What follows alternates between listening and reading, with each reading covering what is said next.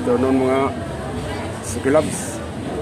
Babalutin natin ng cling wrap yung ano natin, ang palaya, para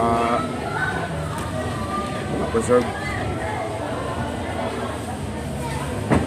Kasi pag hindi natin binalo to, pag mainit yung panahon, lalo na pag humahangin, lumalambot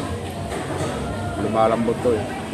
Para maiwasang lumambot, laging crispy, balutin natin ang cling wrap. Ganito tayo magbalot mga Sikilabs, oh. Tingnan nyo, cling wrap to, cling wrap.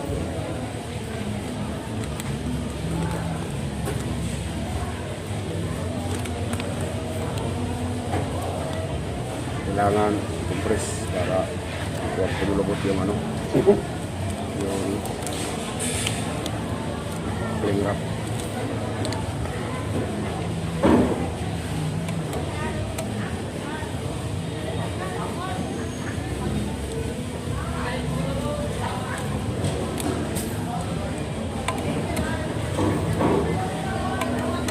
Tip yung ginagamit ko. Ayan, maganda na. Maganda pag tingnan. Hindi pa lumalambot pag ano, nasa display mo. Pag mainit yung panahon. Hindi ganda ng tingnan.